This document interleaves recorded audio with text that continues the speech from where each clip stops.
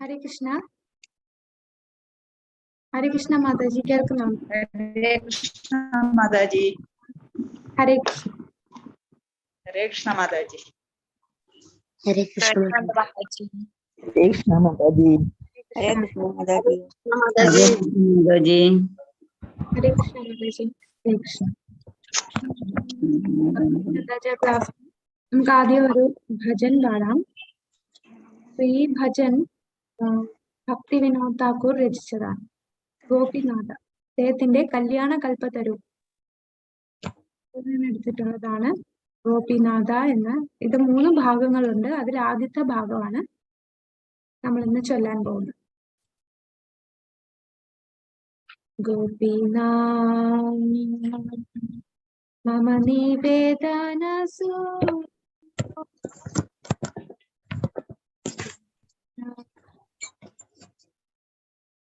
മമ നിവേദനസു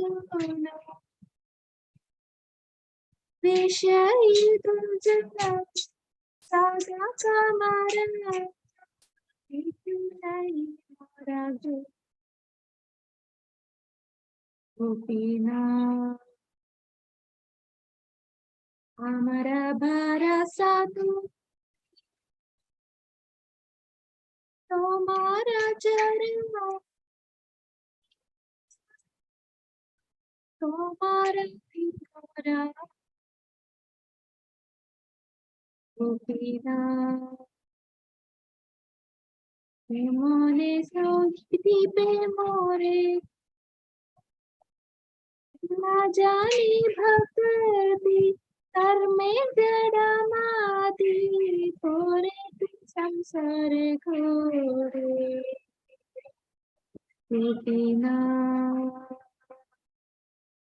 सकली तो मारा मारा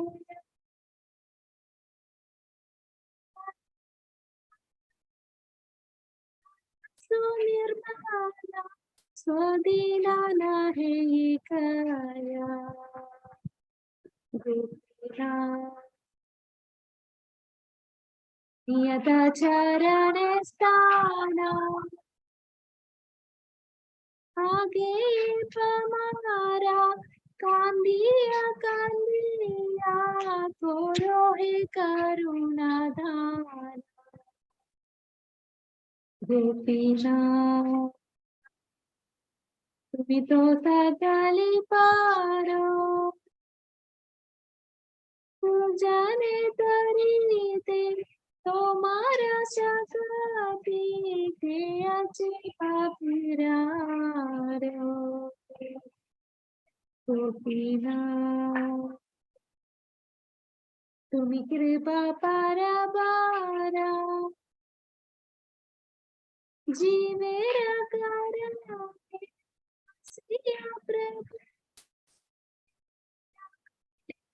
विस्तारा गोपीनाथ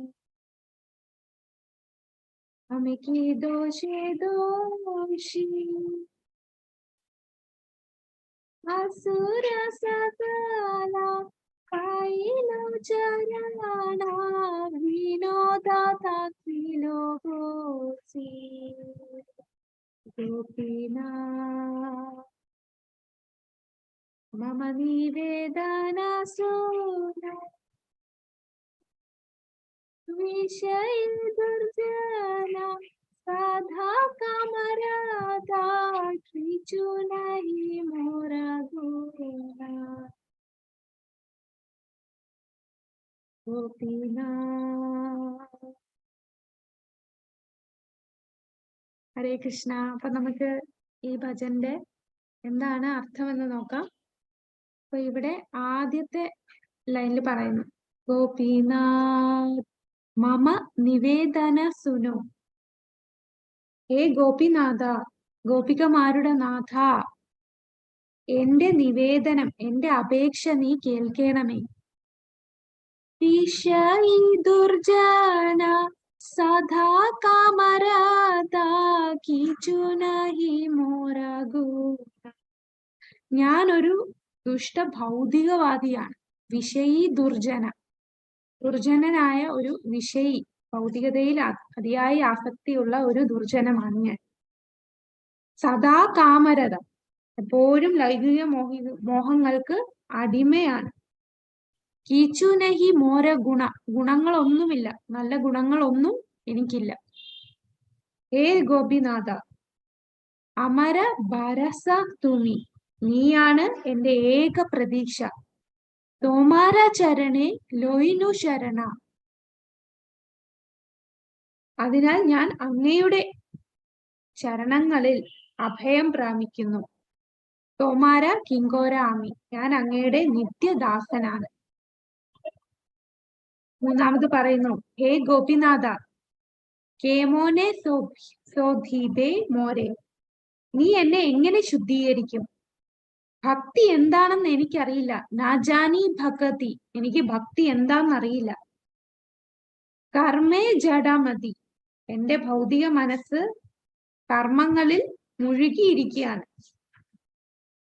ഫലം പ്രതീക്ഷിച്ചിട്ടുള്ള ജോലി, അതാണ് ഇവിടെ കർമ്മം എന്ന് ഉദ്ദേശിക്കുന്നത്. ഫലം പ്രതീക്ഷിച്ചു ചെയ്യുന്ന കർമ്മങ്ങളിൽ മുഴുകിയിരിക്കുകയാണ്. ഓരേച്ചി സംസാരേ ധോരെ, ഈ അന്ധകാരവും അപകടകരവുമായ ലൗകിക അസ്തിത്വത്തിലേക്ക് ഞാൻ വീണിരിക്കുകയാണ്. ഈ സംസാര സാഗരത്തിൽ ഞാൻ വീണിരിക്കുകയാണ്. ഹേ ഗോപിനാഥ, നിയത ചരണസ്ഥാന, ഇവിടെയുള്ളതെല്ലാം, ഈ കാണുന്നതെല്ലാം അങ്ങയുടെ ശക്തിയാണ്. മകയെ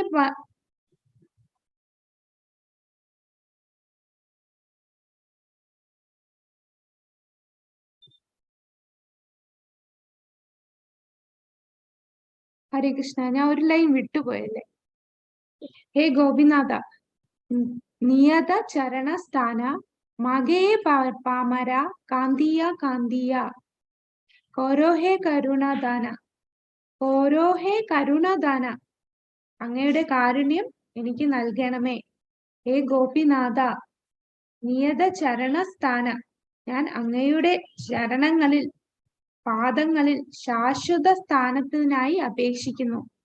മാകേ പാമര കാന്തിയ കാന്തിയ, ഞാൻ ഒരു പാമരനാണ്, ഞാനൊരു പാപിയാണ്. കാന്തിയ കാന്തിയ, കരയുകയും ചെയ്യുന്നു. കരഞ്ഞ് കരഞ്ഞ് അങ്ങ് ചോദിക്കുകയാണ്, അപേക്ഷിക്കുകയാണ് അങ്ങയുടെ കാരുണ്യത്തിനായി. അങ്ങ് എനിക്ക് കാരുണ്യം നൽകണമേ, ഞാനൊരു പാപിയാണ്. അങ്ങയുടെ നിത്യമായി ആ സ്ഥാനത്ത് ചരണങ്ങളിൽ ഇരിക്കാൻ എനിക്ക് അങ്ങ് എനിക്ക് ആ ഒരു സ്ഥാനം തരണേ എന്ന് അപേക്ഷിക്കുന്നു. ഗോപിനാഥ്, തുമിതോ സകലി പരോ, ഹേ ഗോപിനാഥ, തുമിതോ സകലി പരോ, അങ്ങേക്ക് എന്തും ചെയ്യാൻ കഴിയും. ദുർജന തരിതേ, അതിനാൽ എല്ലാ പാപങ്ങളെയും മോചിപ്പിക്കാൻ അങ്ങേക്ക് ശക്തിയുണ്ട്. തോമാര ശക്തി, എല്ലാ പാപങ്ങളെയും മോചിപ്പിക്കാൻ അങ്ങേക്ക് ശക്തിയുണ്ട്. കെ അച്ഛേ പാപീര ആരോ, എന്നേക്കാൾ പാപിയായി ആരുണ്ട്? ഗോപിനാഥ്, ഹേ ഗോപിനാഥ, തുമി കൃപാ പരപര, നീ കരുണയുടെ സാഗരമാണ്, സമുദ്രമാണ്. കൃപ കരുണയുടെ സമുദ്രമാണ്. ജീവേര കരണ അസിയ പ്രപഞ്ചേ, ഈ അത്ഭുതകരമായ ലോകത്തേക്ക് വന്ന ശേഷം ജീവേരെ കരണെ, വീണുപോയ ജീവാത്മാക്കൾക്ക് വേണ്ടി ലീലാ കൊയിലെ സുബിസ്തര, ഈ വീണുപോയ ജീവാത്മാക്കൾക്ക് വേണ്ടി അങ്ങ് ദിവ്യ ലീലകൾ ചെയ്യുകയായിരുന്നു. ഹേ ഗോപിനാഥ, അത്രയും കാരുണ്യമുള്ളതാണ് അങ്ങ്. ഭഗവാൻ നമ്മുടെ ഈ ലോകത്ത് വന്ന് ഈ ലീലകളൊക്കെ കാണിച്ച എന്തിനാണ്? ഇതേപോലെയുള്ള ജീവാത്മാക്കളോടുള്ള കാരുണ്യമാണ് ഭഗവാൻ ഈ ലോകത്ത് വന്ന് ലീലകൾ ചെയ്യുന്നത്. ശരിക്കും ഭഗവാൻ ഇവിടെ വരുന്ന ലീലകൾ അഭ്യസിക്കേണ്ട ആവശ്യമില്ല.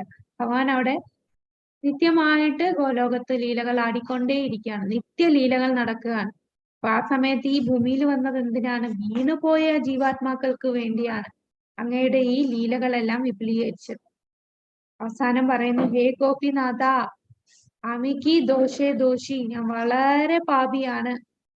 അസുര സകല പായിലോ ചരണ, എല്ലാ അസുരന്മാരും അങ്ങയുടെ പാദങ്ങളിൽ നേടിയാലും ഭക്തി വിനോദ ഞാൻ വിനോദ തകിലോ ഭോസി, ഭക്തി വിനോദനായ ഞാൻ അപ്പോഴും ലോകത്തിൽ നിലനിൽക്കുന്നു. അപ്പൊ ഏറ്റവും പാപിയായിട്ടുള്ള അസുരന്മാരും പോലും അങ്ങയുടെ കാൽപാദങ്ങളിൽ ശരണം പെയ്താൽ പോലും ഇത്രയും പാപിയായിട്ടുള്ള ഞാൻ അപ്പോഴും ഇവിടെ നിലനിൽക്കിരിക്കുകയാണ്.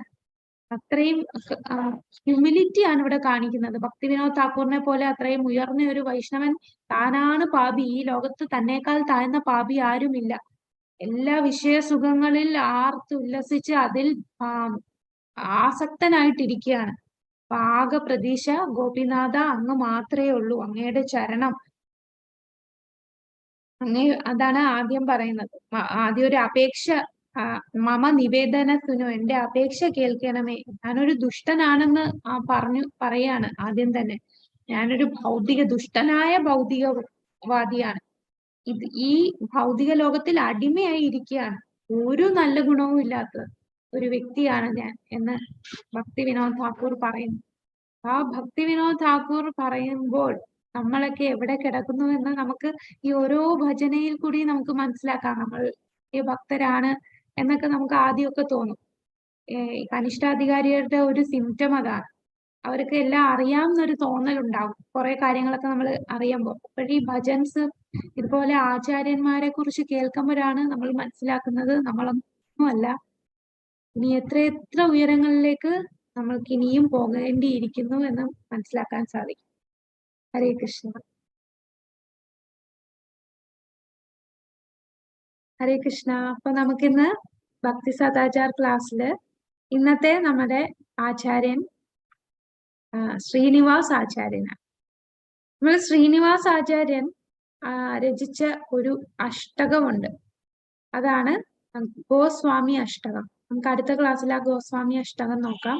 അപ്പൊ അതില് നമ്മള് എപ്പോഴും ഗോസ്വാമിമാരുടെ എല്ലാ ഗോസ്വാമിമാരുടെയും ഓരോ സീരീസ് നമ്മൾ കാണുമ്പോൾ, ഗോസ്വാമിമാർ രചിച്ച പുസ്തകങ്ങൾ നമ്മൾ പഠിക്കുമ്പോൾ ആദ്യം തന്നെ അത് മനസ്സിലാക്കാൻ വേണ്ടി ഗോസ്വാമി അഷ്ടകം അത് ചൊല്ലണം. അപ്പൊ എല്ലാ ദിവസവും നമ്മൾ ഗോസ്വാമി അഷ്ടകം ചൊല്ലുന്നത് വളരെ നല്ലതാണെന്ന് പറയും. അപ്പൊ കൂടുതൽ ഗ്രന്ഥങ്ങളെ നമുക്ക് ഉൾക്കൊള്ളാനും അത് ജീവിതത്തിൽ പ്രാവർത്തികമാക്കാനും നമ്മളെ സഹായിക്കും. അപ്പൊ ആ ഗോസ്വാമിമാർക്ക് സമർപ്പിച്ച അഷ്ടകമാണ് ഗോസ്വാമി അഷ്ടകം.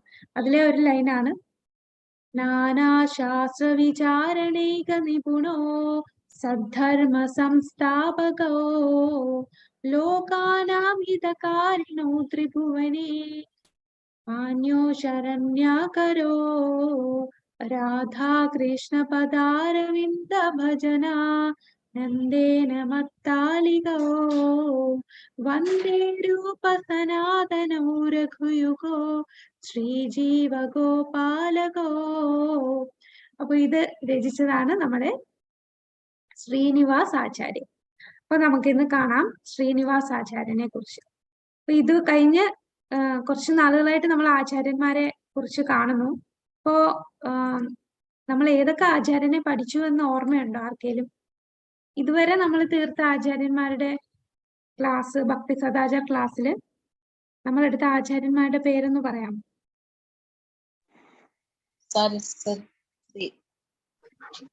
മാതാജി കേട്ടില്ല. ഭക്തി സിദ്ധാന്ത സരസ്വതി ഠാക്കൂർ. ഭക്തി സിദ്ധാന്ത സരസ്വതി ഠാക്കൂർ, അതെ. പിന്നെ വിനോദ ഠാക്കൂർ. ഭക്തി വിനോദ് താക്കൂർ. ഹരേ കൃഷ്ണ. ബാബാജി നരോത്തമദാസ് ഠാക്കൂർ. നരോത്തമദാസ് താക്കൂർ. ജഗന്നാഥ് ദാസ് ബാബാജി മഹാരാജ്. കിഷോർ ദാസ് ബാബാജി.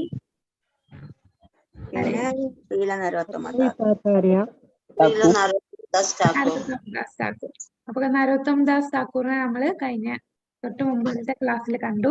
അപ്പൊ അടുത്തത് നമ്മൾ ശ്രീനിവാസ് ആചാര്യനെ കുറിച്ച് മനസ്സിലാക്കണം.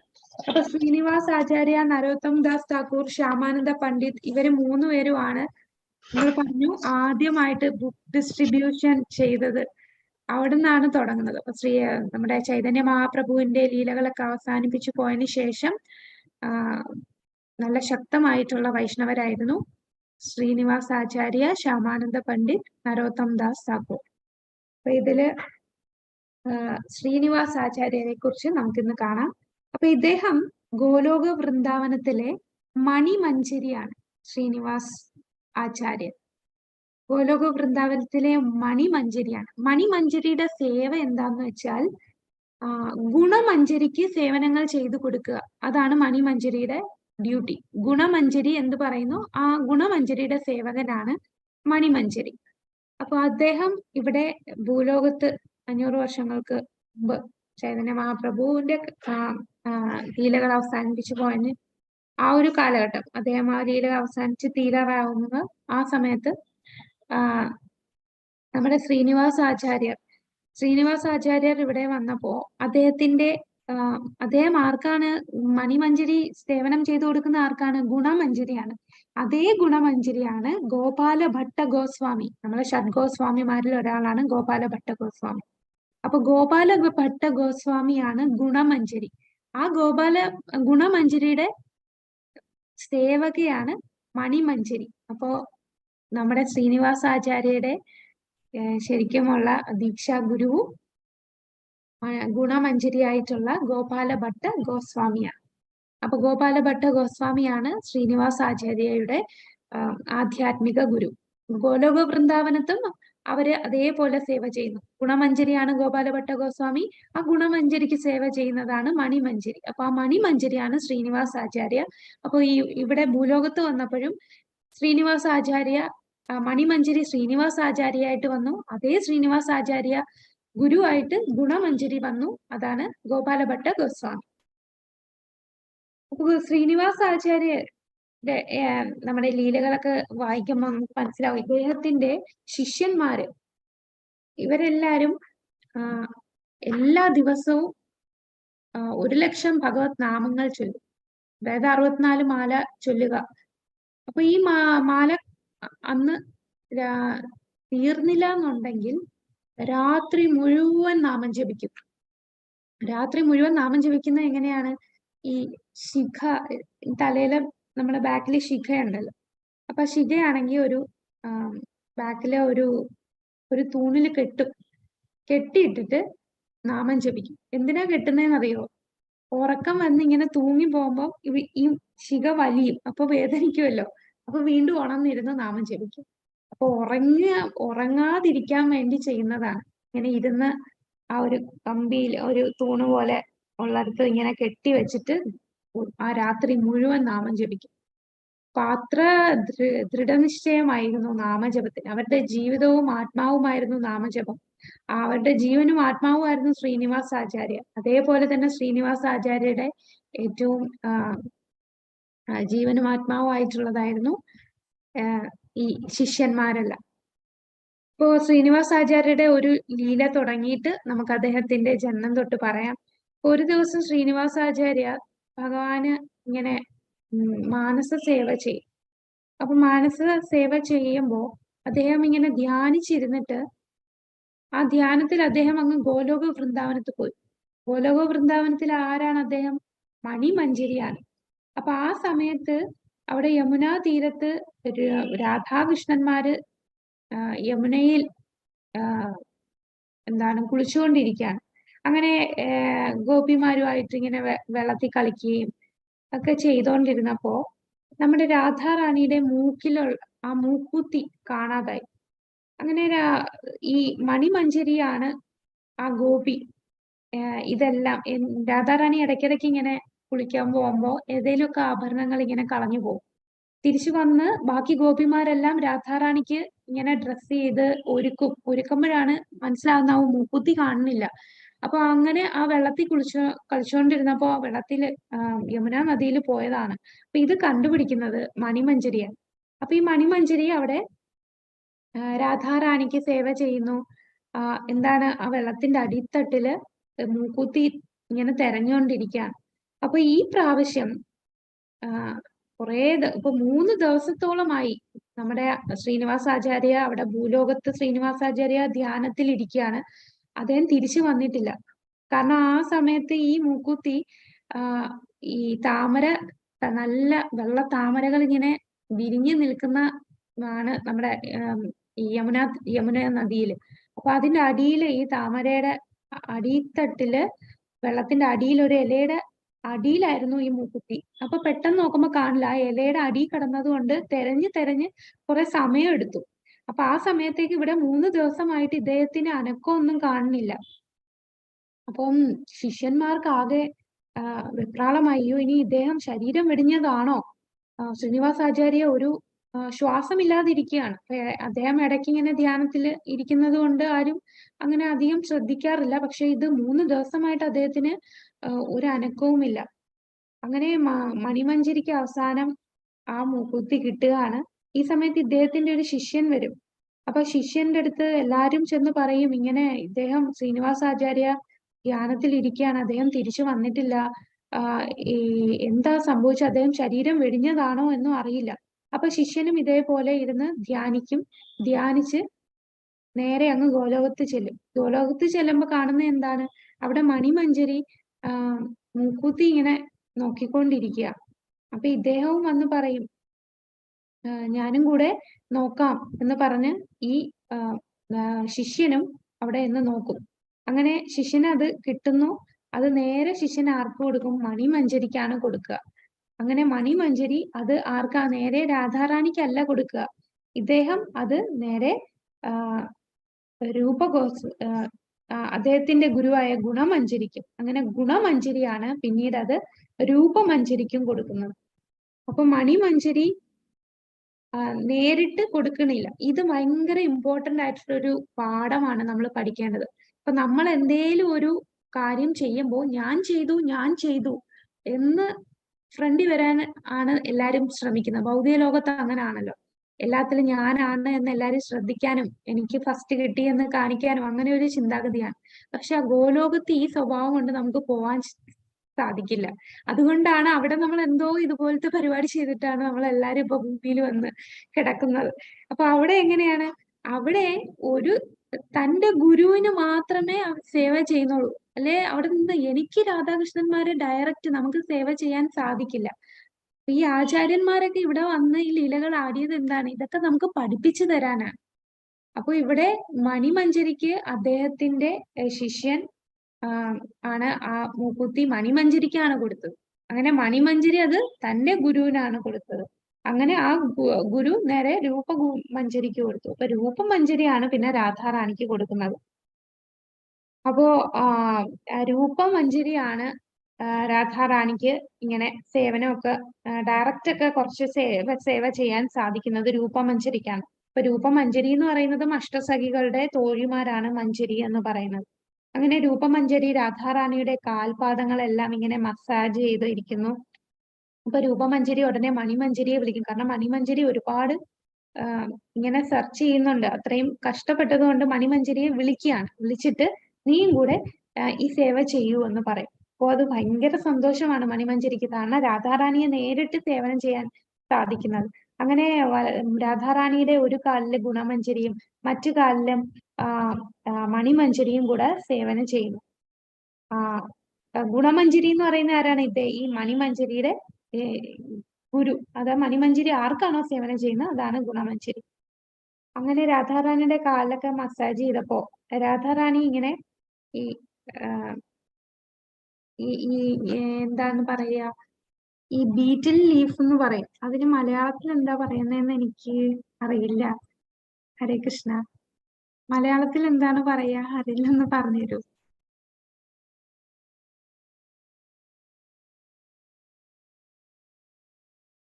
വെറ്റിലയാണോ മാതാജി? വെറ്റിലയാണല്ലേ? ഓക്കെ. വെറ്റില അത് തന്നെ. വെറ്റിലയും മറ്റേ പാക്ക് വെറ്റില, അത് തന്നെ. അത് ഇങ്ങനെ ഇങ്ങനെ രാധാറാണി ഇത് കഴിക്കും. ഇത് കഴിച്ചിട്ട് അതിന്റെ ബാക്കി ഈ മണിമഞ്ചരിക്ക് കൊടുക്കും. അപ്പൊ മണിമഞ്ചരിക്ക് അത് ഭയങ്കരമായിട്ടുള്ള ഒരു ഒരു ആനന്ദമായിരുന്നു രാധാറാണിയിൽ നിന്ന് കിട്ടുക എന്ന് പറയുമ്പോ. അപ്പം മണിമഞ്ചരി അത് ആ ഒരു നിമിഷം അങ്ങ് അതീന്ദ്രിയ ഭാവത്തിലെത്തി. അങ്ങനെ ഇദ്ദേഹം പിന്നെ തിരിച്ച് ഭൂമിയില് നമ്മുടെ ശ്രീനിവാസ ആചാര്യയായിട്ട് വരികയാണ്. ആ സമയത്ത് ശ്രീനിവാസ ആചാര്യയുടെ വായില് അപ്പോഴും അദ്ദേഹം ആ വെറ്റില ഇങ്ങനെ ചവച്ചുകൊണ്ടിരിക്കുകയാണ്. എവിടുന്ന് കിട്ടിയതാണ്? രാധാറാണിയിൽ നിന്ന് മണിമഞ്ചരിക്ക് കിട്ടി. അപ്പം രാധാറാണി കൊടുക്കുന്നത് ആ ഗുണമഞ്ജരിയാണ്. ഗുണമഞ്ജരി നിന്ന് മണിമഞ്ജരിക്ക് കിട്ടുന്നു. അപ്പൊ ഇതൊക്കെ ആ ഒരു ശിഷ്യ പരമ്പര എന്ന് പറയുമ്പോൾ നമ്മൾ ഒരിക്കലും ഞാൻ ചെയ്തു എന്ന് പറയാതെ നമ്മൾ നമ്മളുടെ ഗുരുവിനാണെല്ലാം സമർപ്പിക്കുക. നമുക്ക് നേരിട്ട് ഒരിക്കലും രാധാകൃഷ്ണന്മാരെ സേവിക്കാൻ സാധിക്കില്ല. അത് ഗുരുവിൽ കൂടി വേണം. അതുകൊണ്ടാണ് നമ്മൾ ഭോഗം ഓഫർ ചെയ്യുമ്പോഴും ആദ്യം നമ്മൾ ഗുരുവിന്റെ മന്ത്രം പറഞ്ഞിട്ടാണ് പിന്നെ നമ്മള് നമ്മുടെ ഗുരു, പിന്നെ നമ്മുടെ പ്രഭുപാദരെ, പിന്നെ അത് ചൈതന്യ മഹാപ്രഭു, അങ്ങനെയാണ് ഭഗവാന്റെ അടുത്തേക്ക് പോവുക. അപ്പൊ ഭഗവാന്റെ അടുത്ത് നേരിട്ട് സേവനം ചെയ്യാൻ നമ്മൾ ഒരിക്കലും അതിനാഗ്രഹിക്കില്ല. നമ്മളുടെ ആഗ്രഹം ഗുരു സേവ, ഗുരുവിനാണ് പ്രാധാന്യം. അപ്പൊ അത് കണ്ടിട്ട് ഭഗവാനും രാധാറാണിക്കും നമ്മളുടെ ആ സേവനം കണ്ട് അവരാകൃഷ്ടരായി അവരുടെ അനുഗ്രഹം നമുക്ക് ചൊരിയുകയാണ്.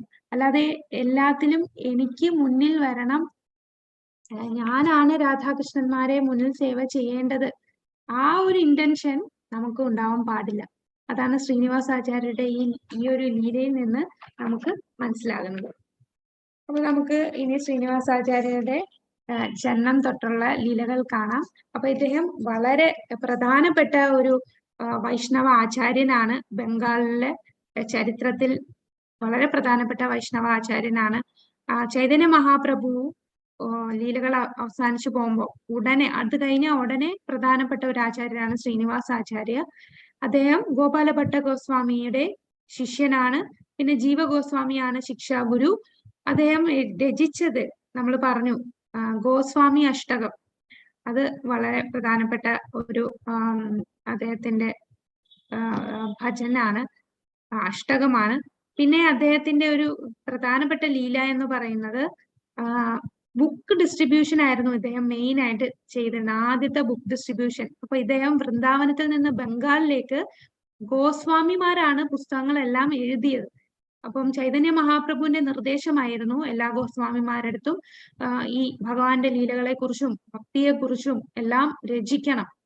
അത് ആൾക്കാരിൽ എത്തണമെങ്കിൽ എല്ലാം പുസ്തകമാക്കി രചിക്കണം. അങ്ങനെ ഈ ഗോസ്വാമിമാരെല്ലാം പുസ്തകങ്ങൾ രചിക്കുന്നതിൽ പ്രാബല്യം കാണിച്ചു.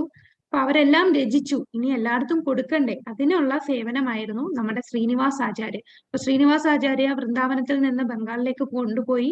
ആ പോകുന്നതിന്റെ ഇടയ്ക്ക് കള്ളന്മാര് വന്ന് കൊണ്ടുപോകുന്നതും, പിന്നെ അവിടെ ഒരു രാജാവ് ഉണ്ടായിരുന്നു, ബീർ ഹംബീർ എന്ന രാജാവ്. ആ രാജാവാണ് ഇതിന്റെ പിന്നിലുള്ള മെയിൻ ആള്, ഇത് കൊണ്ടുപോകാൻ നേരത്ത്. അതിന്റെ ലീല എന്താണെന്ന് കൂടെ പറയാം. അപ്പോ അതെന്താന്ന് വെച്ചാൽ നമ്മുടെ ഈ 3 ട്രയോസ് എന്ന് പറയും, 3 പേരാണ്. അതായത് ശ്രീനിവാസാചാര്യ, ശ്യാമാനന്ദ പണ്ഡിറ്റ്, പിന്നെ നരോത്തം ദാസ് ഠാക്കൂർ. നരോത്തം ദാസ് ഠാക്കൂറിന്റെ ലീലകൾ പറഞ്ഞപ്പോൾ നമ്മൾ പറഞ്ഞിരുന്നു ഇങ്ങനെ പുസ്തകം കൊണ്ടുപോകുന്ന വഴിയിലിടയ്ക്ക് അത് നഷ്ടപ്പെടുന്നുണ്ട് എന്ന്. അപ്പൊ ഇവര് 3 പേരെയാണ് ഏൽപ്പിക്കുന്നത്. അങ്ങനെ ഇവര് 3 പേരും കാളവണ്ടിയിലാണ് പോകുന്നത്. കാളവണ്ടിയില് പോവുക എന്ന് പറഞ്ഞാൽ ഈ ബുക്ക് കൊണ്ടുപോകുമ്പോ കൂടെ സെക്യൂരിറ്റി ആയിട്ട് 10 ആൾക്കാരും ഉണ്ട്. അപ്പം പിന്നെ കാളയെ ഓടിക്കാനായിട്ട് 2 ആൾക്കാർ, അങ്ങനെ മൊത്തം 10 സെക്യൂരിറ്റിയും പിന്നെ നമ്മളെ ഈ 3 ആചാര്യന്മാരും, അപ്പൊ 13. പിന്നെ ഈ കാളവണ്ടി ഓടിക്കുന്ന 2 പേര്, അങ്ങനെ 15 പേരായിട്ടാണ് യാത്ര തിരിച്ചത്. അപ്പോ യാത്ര തിരിച്ച് ബംഗാളിൽ നിന്ന് ഈ വിഷ്ണുപൂർ എന്ന ഒരു സ്ഥലം, വിഷ്ണുപൂർ ഒറീസയുടെ അടുത്താണ്. അപ്പൊ ഈ ഒറീസയിലുള്ള ഈ സ്ഥലത്ത് എത്തിയപ്പോഴാണ് ഈ പുസ്തകങ്ങളെല്ലാം എന്തോ നിധിയാണെന്ന് വിചാരിച്ചാണ്, പുസ്തകമാണെന്ന് വിചാരിച്ചല്ല ഇത് കള്ളന്മാര് വന്ന് അത് കട്ടുകൊണ്ട് പോകുന്നത്. അപ്പൊ ശരിക്കും പറഞ്ഞാൽ ഇതിന് പിന്നിലുള്ള വ്യക്തി അവിടുത്തെ രാജാവ് ബീർ ഹംബീർ ആയിരുന്നു. അപ്പൊ ബീർ ഹംബീർ ഇത് ചെയ്യാനുള്ള കാരണം, അവിടുത്തെ ഈ ബീർ ഹംബീർ രാജാവിന്റെ ഒരു ജ്യോത്സ്യൻ, ആ ജ്യോത്സ്യൻ ഇങ്ങനെ പറയും, നമ്മുടെ രാജ്യത്തേക്ക് ഈ കാളവണ്ടിയില് കുറെ നിധിയുമായിട്ട് വരുന്നുണ്ട്, അത് ഭയങ്കര ഐശ്വര്യം തരുന്നതാണ്, അത് ഒരിക്കലും എങ്ങും കിട്ടാത്ത ഒരു പ്രത്യേക നിധിയാണ്. അപ്പൊ ഇതറിഞ്ഞപ്പോ ഈ രാജാവിന് ഈ നിധി എന്തായാലും കൈക്കലാക്കണം, അദ്ദേഹത്തിന് കുറെ ആവശ്യമുണ്ട്, പണത്തിന്റെ ആവശ്യമുണ്ട്. അങ്ങനെ അദ്ദേഹം പറഞ്ഞിട്ടാണ് ഈ കള്ളന്മാരെ കൊണ്ട് ഈ നിധി, അവര് ബുക്കാന്ന് അറിയുന്നില്ല, നിധി കട്ടോണ്ട് വരുന്നത്.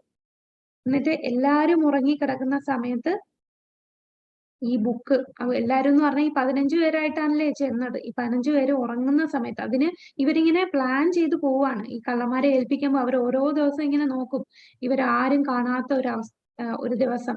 അപ്പൊ ഒരു ദിവസം ഇവര് ഭയങ്കര ക്ഷീണിച്ച് എല്ലാരും കഠിനമായ യാത്രയായതുകൊണ്ട് ഇവർ ഉറങ്ങിയപ്പോഴാണ് ഇതെടുത്തോണ്ട് പോകുന്നത്. അങ്ങനെ രാവിലെ എണീറ്റപ്പോ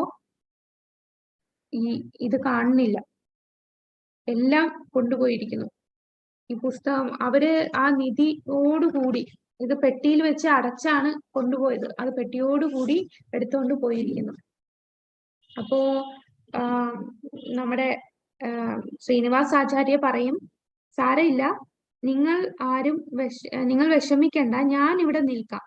നിങ്ങൾ എല്ലാരും, അതായത് നരോത്തം ദാസ് താക്കൂറും ശ്യാമാനന്ദ പണ്ഡിതും, നിങ്ങൾ രണ്ടുപേരും പൊയ്ക്കോളൂ, നമ്മൾ പോകാൻ പറഞ്ഞ സ്ഥലത്ത് പൊയ്ക്കോളൂ, ഞാൻ ഈ പുസ്തകം കണ്ടെടുത്തിട്ട് വന്നുകൊള്ളാം എന്ന് പറയും.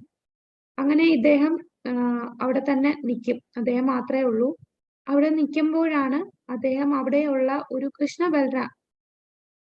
കൃഷ്ണബല്ല വിഷ്ണുപൂരിലുള്ള ഒരു ബ്രാഹ്മണനാണ്, അദ്ദേഹമായിട്ട് സുഹൃത്താകുന്നതും. അപ്പൊ അദ്ദേഹത്തിന് ശ്രീനിവാസ് ആചാര്യയുടെ ഈ സംസാരവും സ്വഭാവവും ഒക്കെ കാണുമ്പോൾ ഭയങ്കര ഒരു ആകർഷണം തോന്നി.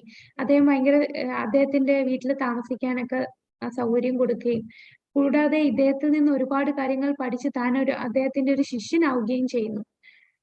അപ്പൊ നിൽക്കുന്ന സമയത്ത് ശ്രീനിവാസ് ആചാര്യ ഇവിടെയൊക്കെ അന്വേഷിക്കുന്നുണ്ട്. അപ്പോ ഇവിടുത്തെ രാജാവ് ആരാണ് എന്നൊക്കെ ഇദ്ദേഹത്തിന് മനസ്സിലായി. അപ്പൊ ഈ രാജാവിന് ഇങ്ങനെയുള്ള ഒരു അസുഖം ഉണ്ട്, ഇങ്ങനെ ആരെങ്കിലും പുറത്തുനിന്ന് വന്നാൽ അവരെ ആളെ വിട്ട് കട്ടോണ്ട് പോകുന്ന അസുഖമുണ്ട്. ഇതെല്ലാം ശ്രീനിവാസ് ആചാര്യ മനസ്സിലാക്കിയിരുന്നു. അങ്ങനെ ഇങ്ങനെയുള്ള രാജാവാണെങ്കിൽ ആ രാജാവ് ഈ നിധി കിട്ടിയ സമയത്ത് ഈ നിധി പൊട്ടിച്ചു നോക്കും. അപ്പൊ എന്താ പ്രതീക്ഷിക്കുന്ന, ഒരുപാട് രത്നങ്ങളും സ്വർണവും എല്ലാം പ്രതീക്ഷയാണ് തുറന്നു നോക്കുമ്പോ എല്ലാം കൈകൊണ്ട് രചിച്ച പുസ്തകങ്ങളാണ് ഇരിക്കുന്നതെല്ലാം. അപ്പൊ ഇത് കണ്ടപ്പോ ഇദ്ദേഹത്തിന്, പുസ്തകം എന്ന് പറഞ്ഞ ഈ ഓലയിലാണല്ലോ എല്ലാം എഴുതുന്നത്. അപ്പൊ ഇത് കണ്ടപ്പോ ഇദ്ദേഹം വിചാരിച്ചു, ഇതാണോ ഇത്രയും വലിയ നിധിയായിട്ടുള്ളത്? അപ്പൊ അദ്ദേഹം ചുമ്മാ ഒന്ന് ഇത് തുറന്നു വായിക്കും. അത് തുറന്നു വായിക്കാന്ന് പറഞ്ഞാൽ കുറച്ച് 2-3 പേജ് ഇങ്ങനെ നമ്മളിങ്ങനെ പെട്ടെന്ന് ഒരു ബുക്ക് കിട്ടുമ്പോൾ ഇത് എന്താണെന്ന് നോക്കാനായിട്ട് മറിച്ചു നോക്കില്ലേ, അതുപോലെ ഒന്നും വായിച്ചതേ ഉള്ളൂ. ആ ലൈൻസ് വായിച്ചപ്പോ തന്നെ ഈ രാജാവിന്റെ വീർ ഹംബീർ, ഈ രാജാവിന്റെ ഹൃദയത്തിന് മാറ്റങ്ങൾ തുടങ്ങി. അങ്ങനെ അദ്ദേഹം വിചാരിച്ചു, ഇത് വായിച്ചതിന് ശേഷം ഇദ്ദേഹം വിചാരിച്ചു, ഞാൻ എന്തൊരു തെറ്റാണ് ചെയ്തത്, ഇതെന്തിനാണ് ഞാനിങ്ങനെ ആളെ വിട്ട് ഇത് കട്ടോണ്ട് വന്നത്. അപ്പൊ എന്തായാലും അദ്ദേഹം ലോക്കറിൽ നിധി പോലെ സൂക്ഷിച്ചു വെക്കും. എന്നിട്ട് ഈ ഒരു കുറ്റബോധവുമുണ്ട്. അദ്ദേഹത്തിന് ഉറക്കമില്ലാത്ത രാത്രികളായിരുന്നു. ഭയങ്കരമായിട്ട് ഒരു മാനസിക സംഘർഷം, താൻ ചെയ്ത അപരാധമായി പോയല്ലോ, അതെന്തോ ഒരു വലിയ ലക്ഷ്യത്തിനായിട്ട് കൊണ്ടുവന്നതാണ്, ഇത് താൻ എന്തിന് ഈ ആളെ വിട്ടെടുത്തു എന്നുള്ള ആ സംഘർഷം ഇദ്ദേഹത്തിന്റെ മനസ്സിലുണ്ടായിരുന്നു. അപ്പോഴാണ് ഒരു രൂപം അദ്ദേഹത്തിന്റെ സ്വപ്നത്തിൽ വന്നിട്ട്, നീ വിഷമിക്കേണ്ട, നീ കരയേണ്ട ആവശ്യമില്ല, എല്ലാം നേരെയാകും, പെട്ടെന്ന് തന്നെ നമുക്ക് ഇതെല്ലാം മാറിക്കോളും, നമുക്ക് കണ്ടുമുട്ടുകയും ചെയ്യാം എന്നൊക്കെ ഒരു സ്വപ്നം വരും. എന്നിട്ട് ഈ രാജാവ് എല്ലാ ദിവസവും ശ്രീമദ് ഭാഗവതം കേൾക്കും.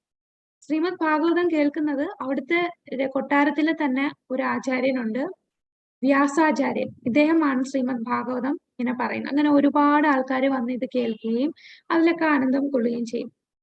അപ്പൊ ഒരു ദിവസം ശ്രീനിവാസ് ആചാര്യ ഇപ്പോ കൃഷ്ണബല്ലയുടെ വീട്ടിലാണ്. അപ്പൊ കൃഷ്ണബല്ല സുഹൃത്താണ്. കൃഷ്ണബല്ല ഇങ്ങനെ പറയും, ശ്രീമദ് ഭാഗവതം അത് നമ്മുടെ രാജാവിന്റെ കൊട്ടാരത്തിൽ എല്ലാ ദിവസവും വ്യാസാചാര്യർ വായിക്കുന്നുണ്ട്, അപ്പൊ നമുക്ക് അത് കേട്ടിരിക്കാം എന്ന് പറയും. അപ്പൊ ശ്രീനിവാസ് ആചാര്യ ശരി നമുക്ക് പോകാം എന്ന് പറഞ്ഞ് ഇദ്ദേഹം പോകും. പക്ഷെ ഇദ്ദേഹത്തിന് ഇത് കേട്ടപ്പോ വ്യാസാചാര്യർ ശ്രീമദ് ഭാഗവതത്തെ പറയുന്ന അതിനെക്കുറിച്ച് എക്സ്പ്ലെയിൻ ചെയ്യുന്ന കേട്ടപ്പോ ഇദ്ദേഹത്തിന് ഒട്ടും സന്തോഷം തോന്നിയില്ല. കാരണം ഇതിനെ വ്യാഖ്യാനങ്ങളെല്ലാം തെറ്റായിട്ടാണ് വ്യാഖ്യാനിക്കുന്നത്. കൂടാതെ ഈ ശ്ലോകങ്ങളെല്ലാം റിസൈറ്റ് ചെയ്യുന്നതും എല്ലാം തെറ്റായിട്ടുള്ള രീതിയിലാണ്. അതൊന്നും അദ്ദേഹത്തിന് ഒരു കറക്റ്റ് ആയിട്ട് തോന്നിയില്ല. പക്ഷെ ഇദ്ദേഹം ഒന്നും മിണ്ടിയില്ല. ശ്രീനിവാസ് ആചാര്യ എല്ലാം കേട്ടോണ്ടിരുന്നു, ഒന്നും തിരിച്ചു പറഞ്ഞില്ല. അടുത്ത ദിവസവും ഇദ്ദേഹം തന്റെ സുഹൃത്തുമായിട്ട് അവിടെ ചെന്നു. അങ്ങനെ കുറച്ചു ദിവസം അങ്ങനെ പോയി. അങ്ങനെ ഒരു ദിവസം വ്യാസാചാര്യർ രാസലീലയെ കുറിച്ചുള്ള വർണ്ണനകൾ പറയാൻ തുടങ്ങി. അപ്പൊ അതൊന്നും കറക്റ്റ് ആയിട്ടുള്ള രീതിയിലായിരുന്നില്ല വ്യാസാചാര്യർ പറഞ്ഞത്. ഇത് ശ്രീനിവാസാചാര്യക്ക് സഹിക്കാൻ സാധിച്ചില്ല. അദ്ദേഹം മണിമഞ്ജരിയാണ്, അദ്ദേഹത്തിന് അറിയാം എന്താണ് രാധാകൃഷ്ണന്മാരുടെ ലീലകളെന്ന് നേരിട്ട് ദർശിച്ചിട്ടുള്ള വ്യക്തിയാണ് ശ്രീനിവാസാചാര്യർ. അപ്പൊ അദ്ദേഹത്തിന് അത് താങ്ങാൻ സാധിക്കാത്തതുകൊണ്ട് അദ്ദേഹം അതിനെ എതിർക്കും. നിങ്ങൾ ഈ പറയുന്ന പോലെ ഇതൊന്നും അല്ല ഈ രാസലീല, നിങ്ങൾ പറയുന്ന പോലെ അല്ല ഇതിന്റെ അർത്ഥം എന്ന് പറയും. ഇപ്പൊ വ്യാസാചാര്യർ ഇദ്ദേഹം പറഞ്ഞൊന്നും കാര്യമാക്കാതെ വീണ്ടും പറയാൻ തുടങ്ങി. അപ്പൊ വീണ്ടും ശ്രീനിവാസാചാര്യർ നിർത്താൻ പറയും. ഇങ്ങനെ അല്ല, നിങ്ങൾ പറയുന്ന തെറ്റാണ്, ഇതിന്റെ ശരിക്കും ഉള്ളത് അർത്ഥമല്ല നിങ്ങൾ പറയുന്നത്. അപ്പൊ വ്യാസാചാര്യർ ഇതിനെ അങ്ങ് ഇഗ്നോർ ചെയ്യുമ്പോ രാജാവ് ഇത് നോക്കും, രാജാവ് ഇതിനെ ശ്രദ്ധിക്കും. അപ്പൊ രാജാവ് പറയും, അവർക്ക് എന്തോ പറയണോന്ന് തോന്നുന്നു, അങ്ങ് പറഞ്ഞോളൂ. അപ്പൊ വ്യാസാചാര്യർ പറയും, ഓ നിങ്ങൾ വലിയ പണ്ഡിതനാണ് എന്ന് തോന്നുന്നുണ്ടെങ്കിൽ ശരി, നീ സംസാരിച്ചോളൂ എന്ന് ശ്രീനിവാസാചാര്യ അടുത്ത് പറയും. അങ്ങനെ അദ്ദേഹം അവിടെ വർണ്ണിക്കാൻ തുടങ്ങും. ഇത്രയും പ്രേമത്തോടും ഭക്തിയോടും കൂടിയാണ് അദ്ദേഹം ശ്രീമദ് ഭാഗവതത്തെ വർണ്ണിക്കുന്നത്, ശ്രീമദ് ഭാഗവതത്തിലെ ഓരോ ലീലകൾ വർണ്ണിക്കുന്നത്. മണിക്കൂറുകൾ കൊണ്ട് ഇദ്ദേഹം ഇങ്ങനെ പറഞ്ഞുകൊണ്ടിരിക്കുകയാണ്. അവിടെ ഇരുന്ന സദസ്സിലുള്ള ഒരു വ്യക്തി പോലും അവിടുന്ന് എണീറ്റ് പോകാൻ തോന്നിയില്ല. എല്ലാരും ഇദ്ദേഹത്തിന്റെ ഈ വർണ്ണനകളിൽ മുഴുകിയിരുന്നു. വ്യാസാചാര്യർ പോലും അതിൽ ലയിച്ചു. അദ്ദേഹം വിചാരിച്ചു ഇദ്ദേഹം ഒന്നും അറിയില്ല, എന്റെ അടുത്ത് എതിർക്കാൻ പറഞ്ഞതാണ് എന്നാണ് കരുതിയത്. രാജാവും വ്യാസാചാര്യനും ആ സദസ്സിലുള്ള എല്ലാരും ഇത് കേട്ട് ലയിച്ചിരുന്നു. അവരെല്ലാവർക്കും മനസ്സിലായി ഇദ്ദേഹത്തിന്റെ അറിവ് എന്താണ്, സമ്പാദ്യം എന്താണ്, ഇദ്ദേഹം എത്ര ഉയർന്ന വ്യക്തിയാണ് എന്ന് എല്ലാവർക്കും മനസ്സിലാകാൻ തുടങ്ങി. അങ്ങനെ വ്യാസാചാര്യർ പറഞ്ഞു, അങ്ങ് ഇനി ഇടയ്ക്കൊക്കെ ഇങ്ങോട്ട് വരണം കേട്ടോ, ഇതേപോലെ പറഞ്ഞ് ഞങ്ങൾക്കൊന്ന് അറിവ് തരണം. അപ്പൊ രാജാവ് പറയും, എല്ലാ ദിവസവും വരണം, എല്ലാ ദിവസവും വന്ന് ശ്രീമദ് ഭാഗവതം അങ്ങിങ്ങനെ സംസാരിക്കണം. അങ്ങനെ ശ്രീനിവാസാചാര്യ എല്ലാ ദിവസവും പോയി ശ്രീമദ് ഭാഗവതം അവിടെ കൊട്ടാരത്തിൽ പറയാൻ തുടങ്ങി. അങ്ങനെ രാജാവിന്റെ അടുത്തുള്ള ആൾക്കാരിൽ ഏറ്റവും പ്രിയപ്പെട്ട ഒരു വ്യക്തിയായി മാറി ശ്രീനിവാസാചാര്യ. അപ്പൊ രാജാവിന്റെ ഒരു അവിടുത്തെ ഒരു പൂജാരിയെ പോലെ ഉള്ള ഒരു വ്യക്തിയായി മാറി, രാജാവിന് മെയിൻ ആയിട്ടുള്ള വ്യക്തിയായി ശ്രീനിവാസാചാര്യ. അങ്ങനെ ഒരു ദിവസം ശ്രീനിവാസാചാര്യ പറയും, താനെ വന്ന സമയത്ത് താനിങ്ങനെ കൊണ്ടുവന്ന ഈ പുസ്തകങ്ങളെല്ലാം ഇങ്ങനെ കട്ടുകൊണ്ടുപോയ കാര്യങ്ങൾ പറയും. ഇത് കേൾക്കുമ്പോൾ രാജാവിന് ഭയങ്കര നാണക്കേടായിട്ട് ശ്രീനിവാസാചാര്യരുടെ കാൽക്കൽ വീണിട്ട് പറയും, അങ്ങാണ് ശരിക്കുള്ള രാജാവ്, ഞാൻ പേരിന് മാത്രമേ രാജാവായിട്ടുള്ളൂ. എനിക്ക് ഈ ഭയങ്കരമായിട്ട് ഒരു കുറ്റബോധം തോന്നുന്നു. എന്റെ വീട്ടിൽ അങ്ങീ പറഞ്ഞ ഈ പുസ്തകം എന്റെ കൊട്ടാരത്തില് നിധി പോലെ ഞാൻ സൂക്ഷിച്ചു വെച്ചിട്ടുണ്ട്. ഞാൻ അങ്ങയുടെ കാൽപാദങ്ങളിൽ ശരണം പ്രാപിക്കുകയാണ്. അങ്ങനെ ശ്രീനിവാസാചാര്യക്ക് തനിക്ക് നഷ്ടപ്പെട്ട എല്ലാ ഗോസ്വാമിമാര് രചിച്ച ആ നിധി തിരിച്ചു കിട്ടുകയാണ്. അപ്പൊ ഇദ്ദേഹം ഇത് കളഞ്ഞു പോകുമ്പോഴേ ഇദ്ദേഹം വൃന്ദാവനത്തിലുള്ള തന്റെ ആചാര്യന്മാരെ അറിയിക്കും, ഇങ്ങനെ ഞങ്ങൾ പോകുന്ന വഴിയിൽ കള്ളന്മാരെടുത്തുകൊണ്ട് പോയി നഷ്ടപ്പെട്ടു എന്ന് അറിയിക്കും. പിന്നീട് ഇദ്ദേഹം ഇത് തിരിച്ചു കിട്ടിയപ്പോ ശ്രീനിവാസാചാര്യ തിരിച്ചൊരു കത്ത് എഴുതുന്നുണ്ട്, തനിക്കിതെല്ലാം തിരിച്ചു കിട്ടി എന്ന്. അപ്പൊ ഇതൊരു വലിയ ആഘോഷമായിരുന്നു അവിടെ. മാത്രമല്ല നമ്മുടെ ശ്രീനിവാസാചാര്യർ പിന്നെ ഇവിടെയുള്ള ആ സ്ഥലത്തുള്ള വിഷ്ണുപുരത്തിലുള്ള എല്ലാവരും വൈഷ്ണവരാവാൻ തുടങ്ങി. രാജാവിന്റെ ഭാര്യ, മക്കൾ, പിന്നെ വ്യാസാചാര്യർ, ആ വ്യാസാചാര്യരുടെ കുറെ ശിഷ്യന്മാര്, ആ സദസ്സിലുണ്ടായിരുന്ന എല്ലാരും ഇദ്ദേഹത്തിന്റെ ശരണം പ്രാപിച്ചു, ഇദ്ദേഹത്തിന്റെ ശിഷ്യന്മാരാകാൻ തുടങ്ങി. അങ്ങനെ ഈ വിഷ്ണുപുരത്തിലുള്ള ആൾക്കാരെല്ലാരും വൈഷ്ണവരാവാൻ തുടങ്ങി. അവിടെ നിന്ന് മറ്റു പ്രദേശങ്ങളിലോട്ടും എല്ലാരും ഇദ്ദേഹത്തിന്റെ കീർത്തി വർദ്ധിക്കുകയും ഇങ്ങനെ വൈഷ്ണവ ഫിലോസഫി കൂടുതലായിട്ട് പ്രചരിക്കുകയും ചെയ്തു. അപ്പൊ ഇതാണ് വൃന്ദാവനത്തിൽ നിന്ന് ബംഗാളിലേക്ക് പോയി അദ്ദേഹം വീർ ഹംബീറിനെ വൈഷ്ണവനാക്കി മാറ്റി.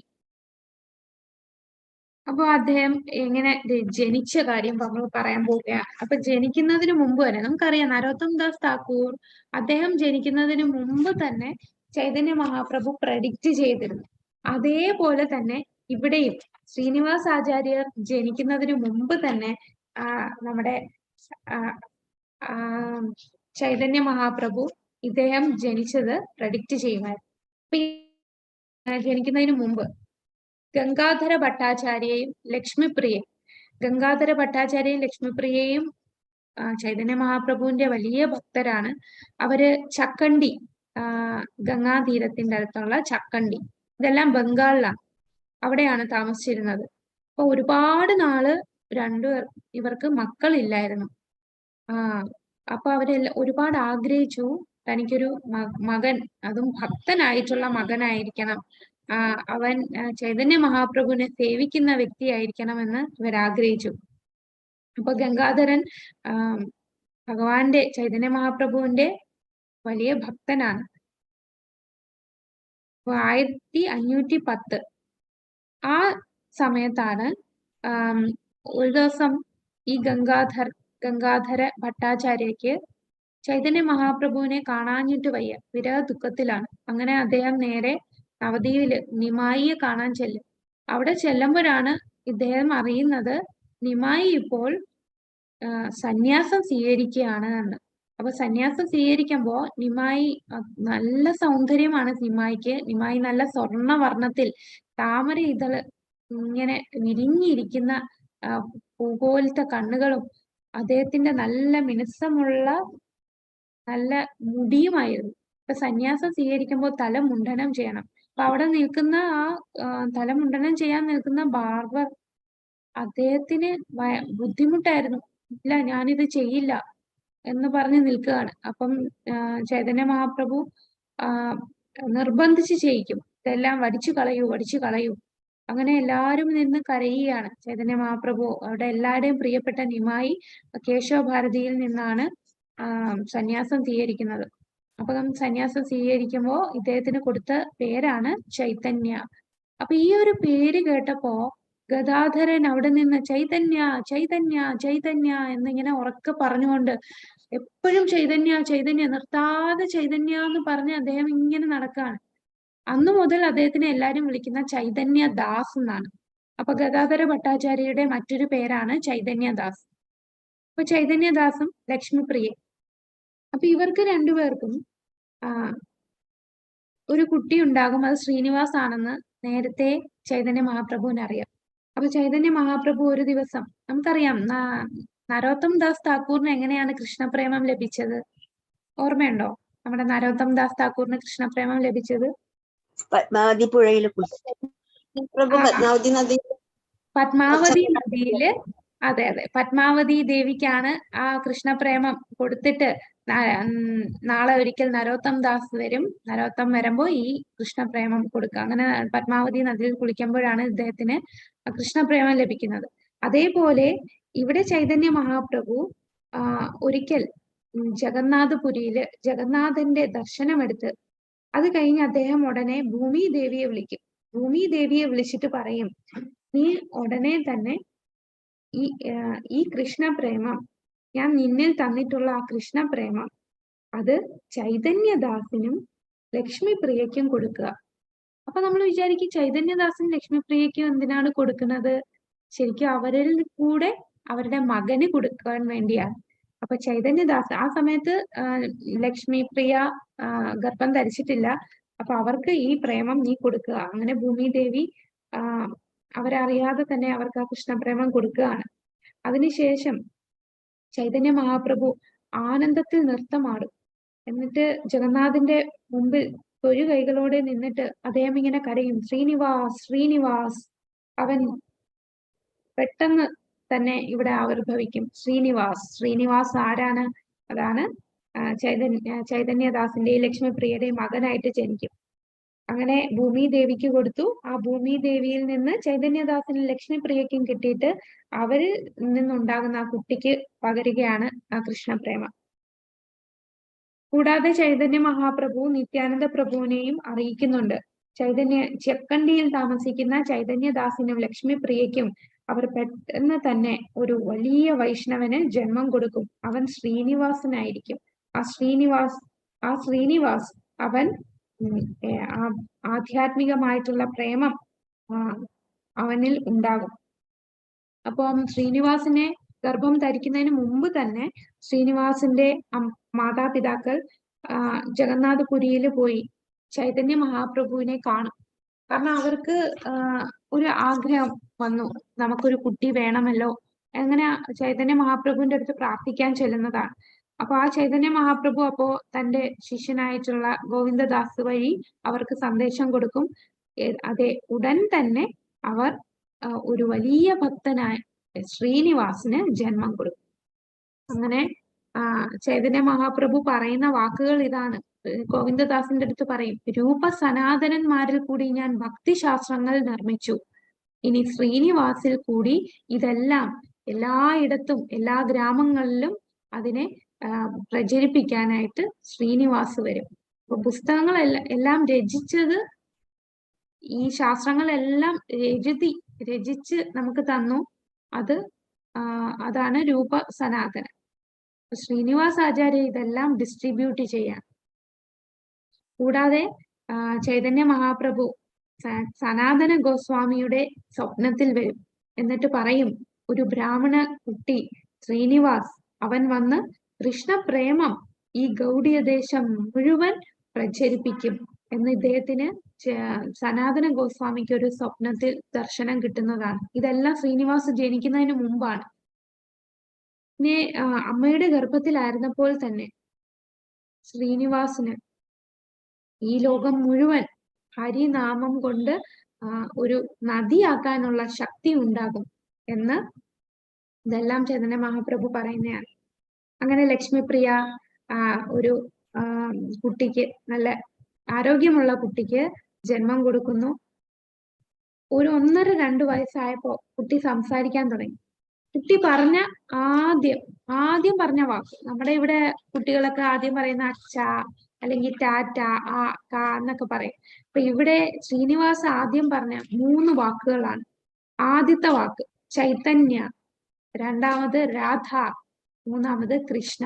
അപ്പൊ ചൈതന്യ, രാധ, കൃഷ്ണ, ഇതാണ് 1.5-2 വയസ്സുള്ളപ്പോ നമ്മുടെ ശ്രീനിവാസ് ആചാര്യ പറഞ്ഞ വാക്ക്. പിന്നീട് ഇദ്ദേഹം ശ്രീനിവാസാചാര്യ ഇവിടെ പറയുന്നു, ചക്കണ്ടിയിലുള്ള ചൈതന്യദാസിന്റെയും ലക്ഷ്മിപ്രിയയുടെയും മകനായിട്ട് നല്ല സുന്ദരനായിട്ടുള്ള ഒരു കുട്ടിയായിരുന്നു ശ്രീനിവാസ് എന്ന് തന്നെ അവർ നാമം കൊടുത്തു. കാരണം ഇത് ചൈതന്യ മഹാപ്രഭു പറഞ്ഞിരുന്നു, ഒരു കുട്ടി ഉണ്ടാവും, അവൻ ശ്രീനിവാസ് ആയിരിക്കും. ഇപ്പൊ 16-ാം നൂറ്റാണ്ടിലാണ് ജനിക്കുന്നത്.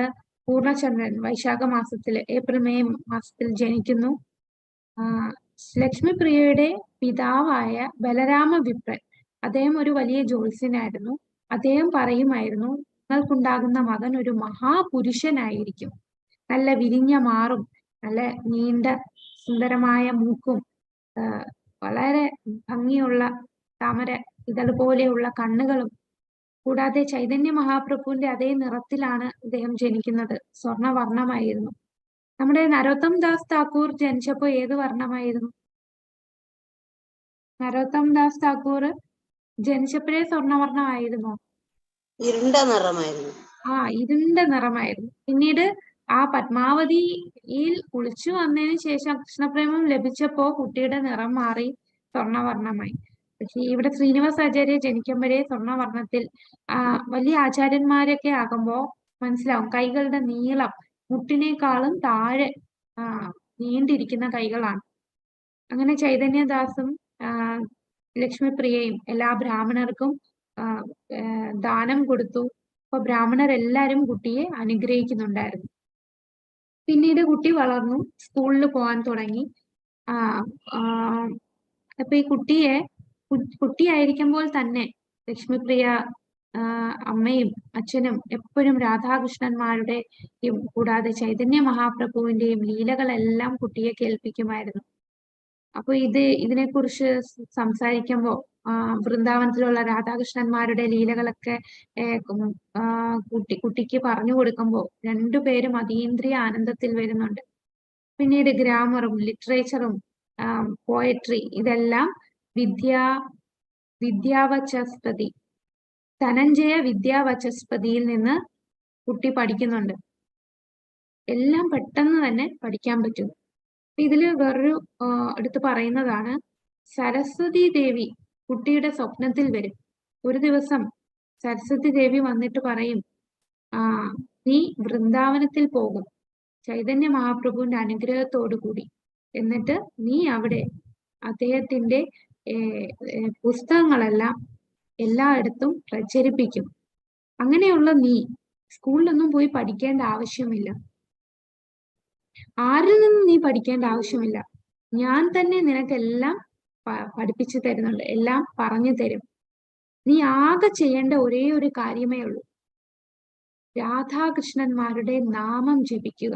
ഇത് മാത്രം ചെയ്താൽ മതി, അല്ലാതെ സ്കൂളിലൊന്നും പോയി പഠിക്കണ്ട എന്ന് പറയും. അങ്ങനെ കുട്ടി സരസ്വതി ദേവി പറഞ്ഞതുപോലെ നാമം ജപിക്കും. ഈ നാമം ജപിക്കുമ്പോ ഇതെല്ലാം സ്വന്തമായിട്ട് ആവിർഭവിക്കുകയാണ്. നമുക്ക് സ്കൂളിലൊക്കെ പോയി പുസ്തകങ്ങളൊക്കെ എത്ര പഠിച്ചാലും ചിലപ്പോൾ മറന്നുപോകും, അങ്ങനെ ഒന്നും നന്നായിട്ട് പഠിക്കാൻ പറ്റുന്നില്ല.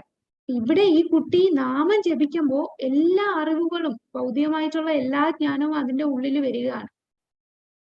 കുട്ടി ഇപ്പോ സ്കൂളിൽ പോകാൻ സമ്മതിക്കാത്തപ്പോ ഈ വീട്ടുകാർക്ക് തന്നെ ഒരു വിഷമമായിരുന്നു, ഇങ്ങനെ പഠിക്കാതിരുന്നാൽ എങ്ങനെയാണ്. എന്നാൽ ഈ ഭൗതികമായിട്ടുള്ള എല്ലാ കാര്യങ്ങളും, ഈ വിദ്യാവചസ്പതി ഇദ്ദേഹത്തിന് ഇത് പഠിപ്പിച്ചു എങ്കിലും അദ്ദേഹത്തിന് ഒന്നും അങ്ങനെ ജസ്റ്റ് പറഞ്ഞാൽ തന്നെ കുട്ടിക്ക് എല്ലാം മനസ്സിലാകുന്നുണ്ട്. അത് പ്രേമവിലാസ എന്ന പുസ്തകത്തിലാണ്. അതിൽ ധനഞ്ജയ വചസ്പതി പറയുന്നുണ്ട്, ഞാനൊന്നും ശ്രീനിവാസനെ പഠിപ്പിക്കേണ്ട ആവശ്യമില്ല, സരസ്വതി ദേവി തന്നെ വന്ന് ശ്രീനിവാസ് ആചാര്യക്ക് എല്ലാ ജ്ഞാനവും കൊടുത്തു. അപ്പൊ നാമം ജപിക്കാൻ മാത്രമേ പറഞ്ഞുള്ളൂ. നാമം ജപിക്കുമ്പോൾ തന്നെ എല്ലാ അറിവുകളും മനസ്സിലാക്കാൻ തുടങ്ങി. പിന്നീട് ആധ്യാത്മികമായിട്ടുള്ള ജ്ഞാനം കൊടുക്കണം. അപ്പൊ ആധ്യാത്മിക ജ്ഞാനം കൊടുക്കാനായിട്ട് കുട്ടിയെ നേരെ നരഹരി സർക്കാർ അദ്ദേഹത്തിന്റെ അടുത്ത് കൊണ്ടു ചെല്ലും. അപ്പൊ അദ്ദേഹം ചൈതന്യ മഹാപ്രഭുവിന്റെ ഒരു പാർഷദന്മാരിൽ ഒരാളാണ് നരഹരി സർക്കാർ. അപ്പം നരഹരി സർക്കാർ വിചാരിച്ചു, ഈ കുട്ടിയെ സാധാരണ കുട്ടിയല്ല എന്ന് അദ്ദേഹത്തിന് പെട്ടെന്ന് മനസ്സിലായി. ഇവന് ചൈതന്യ മഹാപ്രഭുവുമായിട്ടുള്ള ഒരു സംഘം വേണം. അങ്ങനെ ചൈതന്യ മഹാപ്രഭുവിനെ കാണാൻ ആ സമയത്ത് ചൈതന്യ മഹാപ്രഭു ഭൂമിയിലുണ്ട്. ഈ കുട്ടിക്ക് ഇപ്പൊ ഒരു 10-17 വയസ്സായി. അപ്പൊ ചൈതന്യ മഹാപ്രഭുവിനെ കാണാനായിട്ട് കുട്ടീനെ വിടുകയാണ്. അപ്പം കുറച്ചു നാൾ കഴിഞ്ഞപ്പോ ശ്രീനിവാസ് ആചാര്യ മരിക്കുന്നു. അപ്പോ അച്ഛൻ ശ്രീനിവാസ് ആചാര്യയുടെ പിതാവ് മരിക്കുന്നു. അപ്പൊ പിതാവ് മരിച്ചപ്പോ കുട്ടിക്ക് ശ്രീനിവാസ് ആചാര്യക്ക് ശ്രീനിവാസിന് അത് താങ്ങാൻ പ്രയാസമായിരുന്നു. കാരണം തനിക്ക് എല്ലാത്തിനും എല്ലാ ആധ്യാത്മിക കാര്യങ്ങൾക്കും എപ്പോഴും ചൈതന്യ മഹാപ്രഭുവിന്റെയും രാധാകൃഷ്ണന്മാരുടെ ലീലകളെല്ലാം തനിക്ക് പറഞ്ഞു തന്നിരുന്നതായിരുന്നു ശ്രീനിവാസിന്റെ പിതാവായിട്ടുള്ള ചൈതന്യദാസ്. അപ്പൊ അദ്ദേഹം ഈ ശരീരം വെടിഞ്ഞു പോയി. അപ്പൊ മറ്റുള്ള ഭക്തന്മാരും എല്ലാരും വളരെ വിഷമത്തിലായിരുന്നു. എല്ലാരും ശ്രീനിവാസിനെ സമാധാനിപ്പിക്കുന്നുണ്ടായിരുന്നു. അങ്ങനെ അവര് ചക്കണ്ടിയിൽ നിന്ന് ജാജി ഗ്രാമയിലേക്ക് താമസം മാറും. അങ്ങനെ അപ്പോഴാണ് നരഹരിയായിട്ട് കണ്ടുമുട്ടുന്നതും നരഹരി ചൈതന്യ മഹാപ്രഭുവിനെ കാണാനായിട്ട് വിടുന്നതും. അപ്പൊ ചൈതന്യ മഹാപ്രഭുവിനെ കാണാനായിട്ട് ജഗന്നാഥപുരിയിലേക്ക് പോവുകയാണ്. അപ്പൊ ശ്രീനിവാസ് പുരിയിലെത്തിയപ്പോഴേക്കും, അന്ന് കുട്ടിക്ക് 17 വയസ്സാണ്, അവിടെ എത്തിയപ്പോഴത്തേക്കും ചൈതന്യ മഹാപ്രഭു തന്റെ ലീലകൾ അവസാനിച്ച് ഭൂമിയിൽ നിന്ന് പോയി. ഇത് കേട്ടപ്പോൾ ശ്രീനിവാസ് ആചാര്യ അത് കേട്ട ഉടനെ ബോധം കെട്ട് വീണു. പിന്നീട് തനിക്ക് ബോധം വന്നപ്പോ ആത്മഹത്യ ചെയ്യാനാണ് തോന്നിയത്. കാരണം അത്രയും ആഗ്രഹിച്ച്, ഭഗവാൻ തന്നെയാണ് ചൈതന്യ മഹാപ്രഭു. ചൈതന്യ മഹാപ്രഭുവിനെ ഒരു നോക്ക് കാണാനായിട്ട് ആദ്യമായിട്ട് ശ്രീനിവാസ് ആചാര്യ ചെല്ലുകയാണ്. ചെന്നപ്പോ സംഭവിച്ചത്, അവിടെ എത്തുന്നതിന് മുമ്പ് തന്നെ അദ്ദേഹം ശരീരം വെടിഞ്ഞു പോയി. ഇതുപോലെ ഒരുപാട് സന്ദർഭങ്ങൾ വരുന്നുണ്ട്. ചൈതന്യ മഹാപ്രഭു മാത്രമല്ല, അദ്ദേഹത്തിന്റെ മറ്റ് ശിഷ്യന്മാരും രൂപ ഗോസ്വാമി, സനാതന ഗോസ്വാമി, ഇവരെ ആരെയും നമ്മുടെ ശ്രീനിവാസിന് കാണാൻ സാധിക്കില്ല. അവരെ എത്തുമ്പോഴേക്കും 1-2 ദിവസം മുമ്പ് അവര് ലീലകൾ അവസാനിച്ചു പോയിട്ടുണ്ടാവും. അപ്പൊ അത് താങ്ങാൻ പറ്റാതെ ബോധരഹിതനായിട്ട് ആത്മഹത്യക്ക് ശ്രമിക്കുകയാണ്. അപ്പൊ ഭഗവാൻ തന്നെ ചൈതന്യ മഹാപ്രഭു തന്നെ ദർശനം കൊടുക്കുന്നു, സ്വപ്നത്തിൽ ദർശനം വരുന്നു. എന്നിട്ട് പറയും, നീ പുരിയിൽ പോവുക, നീ പുരിയിൽ എത്തിക്കഴിഞ്ഞാൽ എല്ലാം ശരിയാവും എന്ന് പറയും. അങ്ങനെ പുരിയിലെത്തി. പുരിയിലെത്തിയപ്പോൾ വീണ്ടും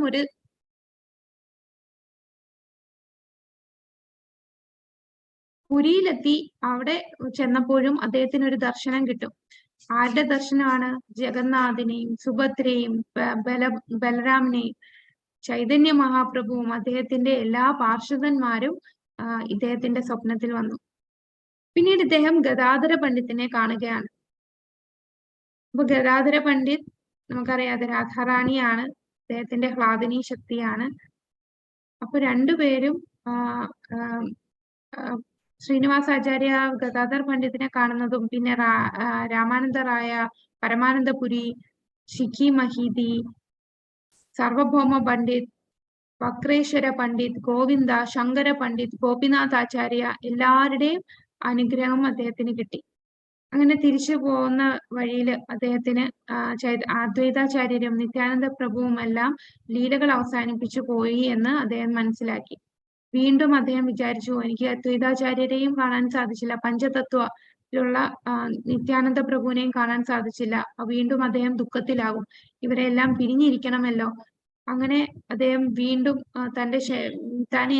താൻ എത്ര നിർഭാഗ്യവാനാണ്, എന്തുകൊണ്ടാണ് താൻ അത്രയും പാപി ആയതുകൊണ്ടല്ലേ ഇവരെ ഒന്ന് കാണാൻ പോലും തനിക്ക് സാധിക്കാതിരുന്നത് എന്ന് ശ്രീനിവാസാചാര്യ ചിന്തിക്കും. അങ്ങനെ വീണ്ടും താൻ ജീവിതം തന്നെ അവസാനിപ്പിച്ചാലോ എന്നൊരു തോന്നൽ അദ്ദേഹത്തിന് വരികയാണ്. അപ്പോ അദ്വൈതാചാര്യരും നിത്യാനന്ദ പ്രഭുവും ഇദ്ദേഹത്തിന്റെ സ്വപ്നത്തിൽ വരികയും സമാധാനിപ്പിക്കുകയും, ഇനി നിന്റെ ഇത് ഒരിക്കലും ഇവിടെ നിന്ന് അവസാനിക്കുന്നില്ല, നീ വീണ്ടും മുന്നോട്ട് പോവുക എന്ന് ആശീർവദിക്കുന്നു. ഗദാധർ പണ്ഡിറ്റ് പറയും, ഞാൻ വളരെ സന്തോഷവാനാണ്, നീ വന്ന് നിന്നെ പരിചയപ്പെടുത്തിയല്ലോ. അപ്പോ ചൈതന്യ മഹാപ്രഭു തന്റെ ലീലകൾ അവസാനിപ്പിച്ചു പോകുന്നതിന് മുമ്പ് എൻ്റെ അടുത്ത് പറഞ്ഞിരുന്നു, നിന്നെ ശ്രീമദ് ഭാഗവതം പഠിപ്പിക്കണം എന്ന്. ശ്രീനിവാസ് വരും, ശ്രീനിവാസിന് ശ്രീമദ് ഭാഗവതം പഠിപ്പിക്കണമെന്ന്. കാരണം അദ്ദേഹത്തിന് അറിയായിരുന്നു നീ പുരിയിൽ വരും, പുരി ദിവസം നീ പുരിയിൽ വരുമെന്ന്.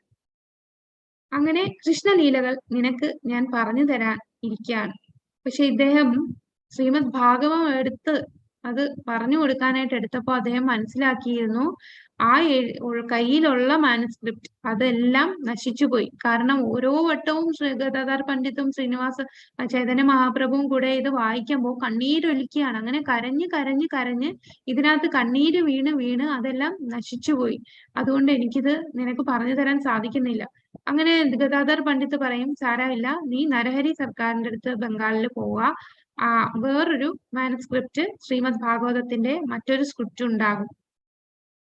അങ്ങനെ നരഹരി പറയും, അതെ, ഞങ്ങളുടെ കയ്യിൽ വേറൊരു കോപ്പി ഉണ്ട്. അപ്പൊ ഒരു മെസ്സഞ്ചറിനെ വിട്ട് അത് ഉടനെ തന്നെ നിങ്ങൾക്ക് എത്തിച്ചു തരാം എന്ന് പറയുന്നു.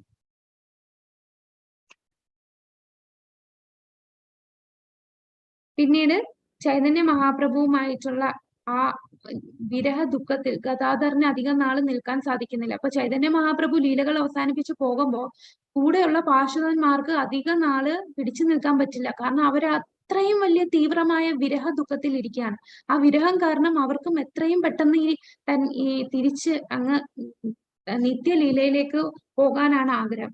അപ്പൊ ഗദാധർ പണ്ഡിത്തും തന്റെ ലീലകൾ അവസാനിച്ച് പോകാൻ പോവുകയാണ്. കാരണം അദ്ദേഹത്തിനും ചൈതന്യ മഹാപ്രഭു ആയിട്ടുള്ള വിരഹം താങ്ങാൻ സാധിക്കുന്നില്ല. അപ്പൊ അദ്ദേഹത്തിനും അറിയില്ല അധികം നാള് താൻ ഈ ലോകത്ത് ഉണ്ടാവുകയില്ല എന്ന് അദ്ദേഹം ശ്രീനിവാസിന്റെ അടുത്തും പറയുന്നുണ്ട്. അങ്ങനെ ശ്രീനിവാസ് മായാപൂരിൽ എത്തുന്നു. അവിടെ വിഷ്ണുപ്രിയ ദേവിയെ കാണുന്നു. വിഷ്ണുപ്രിയ ദേവി ആരാണ്? ചൈതന്യ മഹാപ്രഭുവിന്റെ ഭാര്യയാണ്. അപ്പൊ ചൈതന്യ മഹാപ്രഭുവിന്റെ വിധവയായിട്ടുള്ള ഭാര്യയെ കാണുന്നു. കൂടാതെ വംശി വന്ദന താക്കൂർ, ഇഷാന പ്രഭു, ഇവരെല്ലാം സേവകരാണ്. അപ്പൊ അവരെ എല്ലാം കാണുന്നു. അവരെല്ലാരും ശ്രീനിവാസ ആചാര്യനെ അനുഗ്രഹിക്കുകയാണ്. അങ്ങനെ കുറച്ചു നാൾ അവിടെ നിന്നു. ചൈതന്യ മഹാപ്രഭുവിന്റെ ലീലകളെല്ലാം അദ്ദേഹം അവിടുന്ന് കേട്ടു. അപ്പൊ അവിടെ അദ്ദേഹം മനസ്സിലാക്കിയത്, അവിടെ കുറച്ചു നാൾ നിന്നപ്പോ അദ്ദേഹം കണ്ടത് വിഷ്ണുപ്രിയ ദേവി ചെയ്യുന്ന ആ ത്യാഗമാണ്. ഓരോ അരിമണി കഴിക്കുമ്പോഴും ഹരേ കൃഷ്ണ കൃഷ്ണ കൃഷ്ണ ഹരേ ഹരേ ഹരേ രാമ രാമ രാമ ഹരേ ഹരേ അത് പറഞ്ഞിട്ടാണ് അടുത്ത അരിമണി കഴിക്കുന്നത്. അത് മൊത്തം കഴിഞ്ഞാലേ ബാക്കിയുള്ള ഭാഗം തീരുള്ളൂ. അപ്പൊ എല്ലാ ദിവസവും നാമം ജപിക്കുന്നത് ഓരോ അരിമണി വെച്ചിട്ടാണ്. ആ അരിമണി ആ ഒരു ദിവസം ജപിക്കേണ്ടത് ഫുള്ള് കംപ്ലീറ്റ് ചെയ്തിട്ട് ബാക്കി എത്ര അരി വരുന്നോ അത് മാത്രമേ വിഷ്ണുപ്രിയ ദേവി കഴിക്കുകയുള്ളൂ. അപ്പൊ ശ്രീനിവാസാചാര്യ പറയും, ഇതാണ് യഥാർത്ഥമായിട്ട് ചൈതന്യ മഹാപ്രഭുവിന്റെ ഭാര്യയാകാൻ ഏറ്റവും യോഗ്യയായിട്ടുള്ള വ്യക്തി തന്നെയാണ് വിഷ്ണുപ്രിയ ദേവി. പിന്നീട് ദാമോദര പണ്ഡിതയെ കാണുന്നു, ശുക്ലാംബര, മുരാരി ഗുപ്ത, ചൈതന്യ മഹാപ്രഭുവിന്റെ നവദ്വീപിലുള്ള മറ്റു ശിഷ്യന്മാരെയും കൂടെയുള്ള പാർഷദന്മാരെയൊക്കെ കാണുന്നു. അവിടുന്ന് ശ്രീനിവാസ് നേരെ ശാന്തിപുരത്തിൽ ചെല്ലുന്നു. അവിടെ അദ്വൈതാചാര്യരുടെ ഭാര്യയായിട്ടുള്ള സീതാ താക്കുറാണിയും അവരുടെ മക്കളായിട്ടുള്ള അച്യുതൻ, ഗോപാലൻ അവരെല്ലാരും ശ്രീനിവാസിനെ സ്വീകരിക്കുന്നു. അപ്പോ ശ്രീനിവാസാചാര്യ ഒരുപാട് വട്ടം ഇങ്ങനെ ഈ തന്റെ ഗുരുക്കന്മാരെ കാണാൻ പോകുമ്പോ അവരെല്ലാം ലീലകൾ അവസാനിപ്പിച്ചു പോവുകയാണ്. അദ്ദേഹത്തിന് അത് സഹിക്കാൻ ഭയങ്കര ബുദ്ധിമുട്ടായിരുന്നു. പിന്നെ സ്വപ്നത്തിൽ വന്ന് ഭഗവാനോ അല്ലെങ്കിൽ ഭഗവാന്റെ ചൈതന്യ മഹാപ്രഭുവിന്റെ ശിഷ്യന്മാരോ ആരെങ്കിലും സ്വപ്നത്തിൽ വന്നാണ് ശ്രീനിവാസിനെ വീണ്ടും ആ ബോധോദയം കൊടുക്കുന്നത്. അങ്ങനെ കുറച്ചുനാൾ കഴിഞ്ഞിട്ട് ചൈതന്യ മഹാപ്രഭു വീണ്ടും ശ്രീനിവാസാചാര്യയുടെ സ്വപ്നത്തിൽ വരികയാണ്. എന്നിട്ട് പറയും, നീ വൃന്ദാവനത്തിൽ പോയി അവിടെ ശ്രീല ഗോപാല ഭട്ട ഗോസ്വാമിയുടെ ശിഷ്യനാവുക. അദ്ദേഹം എനിക്ക് ഏറ്റവും പ്രിയപ്പെട്ടവനാണ്. രൂപ സനാതനനും അവിടെയുണ്ട്. അവര് നിനക്ക് എല്ലാ പുസ്തകങ്ങളും നിനക്ക് കൈമാറും. അവരെ രചിച്ചിട്ടുള്ളതാണ് ആ ബുക്കുകൾ, അത് കൈമാറും. നിന്നെ കാത്തിരിക്കുകയാണ് അവരെല്ലാം. അപ്പൊ ഈ സ്വപ്നത്തിൽ ചൈതന്യ മഹാപ്രഭു പറഞ്ഞത് കൊണ്ട് ഇദ്ദേഹത്തിന് ഉടൻ തന്നെ വൃന്ദാവനത്തിൽ പോകണം. പക്ഷെ വൃന്ദാവനത്തിൽ പോകുന്നതിൽ ചില തടസ്സം എന്ന് പറഞ്ഞാൽ മറ്റൊന്നുമല്ല, ഇദ്ദേഹത്തിന് മറ്റു ഭക്തന്മാരെ എല്ലാം കാണാനുള്ള ആഗ്രഹമാണ്. അപ്പോ കാരണം എല്ലാം പ്രായമായിട്ടുള്ള ഭക്തന്മാരാണ്. അപ്പൊ അവരെ ചൈതന്യ മഹാപ്രഭുവിന്റെ കൂടെ ഉണ്ടായിരുന്നവരാണ്. അപ്പൊ അവരെയൊക്കെ കണ്ട് ഒറീസയിൽ നിന്ന് തിരിച്ച് ആ വൃന്ദാവനത്തിൽ എത്താൻ ഇദ്ദേഹം കുറെ താമസിക്കും. ആ സമയത്ത് രൂപഗോസ്വാമി ശ്രീനിവാസിനെ കാത്തിരിക്കുകയാണ്. എപ്പോ വരും. അപ്പൊ രൂപഗോസ്വാമിക്ക് തന്റെ സഹോദരൻ, തന്റെ ജ്യേഷ്ഠനായിട്ടുള്ള സനാതന ഗോസ്വാമി ശരീരം വെടിഞ്ഞു പോയി. അപ്പൊ അതിൽ മനം തൊന്നിരിക്കുകയാണ്. അദ്ദേഹം സമാധിയുടെ അടുത്തിരുന്ന് ഭയങ്കരമായി കരയുമായിരുന്നു രൂപഗോസ്വാമി. അവിടെ ഇരുന്നിട്ട് അദ്ദേഹം പറയും, ശ്രീനിവാസ് ശ്രീനിവാസ് ശ്രീനിവാസ് എന്ന് ഉറക്കെ പറയും. നീ എപ്പോഴാ വരിക ശ്രീനിവാസ് എന്ന് പറഞ്ഞ് കരയുമായിരുന്നു. എന്നിട്ട് അദ്ദേഹം നേരെ ജീവഗോസ്വാമിയുടെ അടുത്ത് ചെല്ലും. ജീവഗോസ്വാമിയുടെ അടുത്ത് ചെന്നിട്ട് പറയും, എനിക്കറിയില്ല ശ്രീനിവാസ് എന്താണ് ഇത്രയും താമസിക്കുന്നത് എന്ന്. അവനിപ്പോ വരേണ്ട സമയം കഴിഞ്ഞു. ഇത് വളരെ പ്രധാനപ്പെട്ടതാണ്, വളരെ അർജന്റ് ആണ്. ഞാൻ അധികം നാൾ ഇവിടെ ഉണ്ടാകില്ല എന്നിങ്ങനെ പറയും. ആ സമയത്ത് ശ്രീനിവാസാചാര്യ ഇങ്ങോട്ടുള്ള വൃന്ദാവനത്തിലേക്ക് വരുന്നതിന്റെ തുടക്കമാവുന്നേ ഉള്ളൂ. അങ്ങനെ വരുന്ന വഴിയിൽ ശ്രീനിവാസ് ചിന്തിക്കും, അയ്യോ ഞാൻ ഒരുപാട് ലേറ്റ് ആയല്ലോ. കൂടാതെ ഭക്തന്മാരെല്ലാരും ഒരുപാട് വയസ്സായതാണ്. പിന്നെ തനിക്ക് ഒരുപാട് അനുഭവം ഉള്ളതാണ്. ചൈതന്യ മഹാപ്രഭുവിനെ നേരിട്ട് കാണാൻ സാധിച്ചില്ല. അപ്പോ ഇതിൽ പറയുന്നത് അദ്ദേഹം ഓടുകയാണ്. അവിടെ ബംഗാളിൽ നിന്ന് അവിടെ എങ്ങോട്ട് വൃന്ദാവനിലേക്ക് ഓടുകയാണ് 3 മാസത്തോളം. ബംഗാളിലെ ജഗന്നാഥ് പുരിയിൽ നിന്ന് വൃന്ദാവനത്തിലേക്ക് ഓടുകയാണ്. അപ്പൊ അതും ഓടുക എന്ന് പറഞ്ഞാൽ പോകുന്ന വഴി എന്ന് പറഞ്ഞാൽ സാധാരണ റോഡും നല്ല സ്ഥലമൊന്നുമല്ല, കാട്ടിലൂടെയാണ് പോകുന്നത്. അവിടെ വന്യമൃഗങ്ങളും ഒരുപാട് ബുദ്ധിമുട്ടുകളൊക്കെ ഫേസ് ചെയ്യുന്നുണ്ട്. അതിന്റെ ഇടയിൽ കൂടെ ഓടുമ്പോഴെല്ലാം ഒരേ ഒരു ചിന്തയുള്ളൂ, രൂപ സനാതന ഗോസ്വാമിമാർ അവരെ കാണണമെന്ന്. അങ്ങനെ അത്രയും ദുർഘടമായ യാത്രയ്ക്ക് ശേഷം 3 മാസത്തിന് ശേഷം ഇദ്ദേഹം വൃന്ദാവനത്തിലെത്തും. വിശ്വംഘട്ടിലാണ് എത്തുന്നത്. അവിടെ വ്രജമണ്ഡല പരിക്രമ തുടങ്ങുന്ന സമയമാണ്. അപ്പൊ അവിടെ എത്തി ഒരു മരച്ചോട്ടിൽ ഇരുന്ന് ശ്വാസം എടുക്കുമ്പോഴാണ് അവിടെ കുറച്ച് 3 വൈഷ്ണവർ ഇങ്ങനെ നടന്ന് സംസാരിച്ചു പോകുന്നതും അവർ സനാതന ഗോസ്വാമി ലീലകൾ അവസാനിപ്പിച്ചു പോയ കാര്യവും രഘുനാഥ് ഭട്ട ഗോസ്വാമിയുടെ കാര്യവും ഒരു ദിവസം മുമ്പ് രൂപ ഗോസ്വാമി ശരീരം വെടിഞ്ഞ കാര്യവും പറയുന്നത്. ഇത് കേട്ടിട്ട് ഇദ്ദേഹം ആകെ തളർന്നുപോയി. ഇദ്ദേഹം ചെന്ന് താൻ കേട്ടതിന്റെ കുഴപ്പമാണോ അവരുടെ അടുത്ത് ചെന്ന് ചോദിക്കും, നിങ്ങൾ എന്താണ് പറഞ്ഞത്? അപ്പൊ അവര് പറയും വൃന്ദാവനം ഇപ്പോ ശൂന്യമാണ്, നമ്മളുടെ എല്ലാം ഭാഗ്യക്കേട്. നമ്മൾ മരിച്ചതിന് ശേഷം അവരെല്ലാരും ലീലകൾ അവസാനിപ്പിച്ച് പോയാൽ മതിയായിരുന്നു. അത് കേട്ട് ഉടനെ ശ്രീനിവാസ് തലകറങ്ങി വീഴുകയാണ്, ബോധരഹിതനാവും. എന്നിട്ട് ഉറക്കെ കരഞ്ഞു വിളിക്കും, ഓ വിധിയെ, ഞാൻ നിന്നെ ഞാൻ പഴിക്കുന്നില്ല. എന്നെ ഇങ്ങനെയുള്ള കഠിനമായിട്ടുള്ള ദുഃഖത്തിലാഴ്ത്തി, ഇതെല്ലാം എന്റെ പാപമാണ്. എനിക്ക് അറിയില്ല, എനിക്കിപ്പോ കണ്ണ് കാണാൻ സാധിക്കുന്നില്ല, ഞാൻ എങ്ങോട്ട് പോകണം, എവിടെ പോകണം. കാരണം രൂപഗോസ്വാമിയുടെ അടുത്ത് ചെല്ലാനാണ് അദ്ദേഹം ചൈതന്യ മഹാപ്രഭു സ്വപ്നത്തിൽ പറഞ്ഞത്. അവിടെ പോകാൻ സാധിക്കുന്നില്ല. അവിടെ ചെല്ലുന്നതിന് മുമ്പേ രൂപഗോസ്വാമി തന്റെ ലീലകൾ അവസാനിപ്പിച്ച് ശരീരം വെടിഞ്ഞു. അങ്ങനെ വീണ്ടും വീണ്ടും ഇദ്ദേഹം ഇങ്ങനെ ബോധരഹിതനാവുകയാണ്. പിന്നെ നമുക്കറിയാം ഇതെല്ലാം ഭഗവാന്റെ ഒരു പ്ലാനാണ്. ഒരു ഇല പോലും ഭഗവാൻ അറിയാതെ അനങ്ങില്ല. അങ്ങനെ വീണ്ടും ശ്രീനിവാസാചാര്യ ഇങ്ങനെ നടക്കും. ഇദ്ദേഹത്തിന് വീണ്ടും സ്വപ്നത്തിൽ ദർശനം വരും. നീ വിഷമിക്കണ്ട, ജീവഗോസ്വാമി ഉണ്ട്, ജീവഗോസ്വാമിയെ കാണും. അങ്ങനെ ജീവഗോസ്വാമിയുടെ അടുത്തെത്തി. അങ്ങനെ ജീവഗോസ്വാമിയുടെ നിർദ്ദേശപ്രകാരം പെട്ടെന്ന് തന്നെ ഗോപാലഭട്ട ഗോസ്വാമിയെ കാണുകയും അദ്ദേഹത്തിൽ നിന്ന് ദീക്ഷ എടുക്കുകയും ചെയ്യും. പിന്നീട് അങ്ങോട്ടാണ് ഈ ഒരു ബുക്ക് ഡിസ്ട്രിബ്യൂഷന്റെ നമ്മൾ പറഞ്ഞ ലീലകളൊക്കെ ഇനിയാണ് വരുന്നത്. ഹരേ കൃഷ്ണ. അപ്പൊ ഇനിയും കുറച്ചുകൂടെ ഉണ്ട് ഇദ്ദേഹത്തിന്റെ കുറെ ലീലകൾ. അത് നമുക്ക് അടുത്ത ആഴ്ച കാണാം. വാഞ്ചാകൽപതരുഭ്യശ്ച കൃപാസിന്ധുഭ്യേവ പതിതാനാം പാവനേഭ്യോ വൈഷ്ണവേഭ്യോ നമോ. അനന്തകോടി വൈഷ്ണവ വൃന്ദ കി ജയ്. ശ്രീല പ്രഭുപാദ കി ജയ്.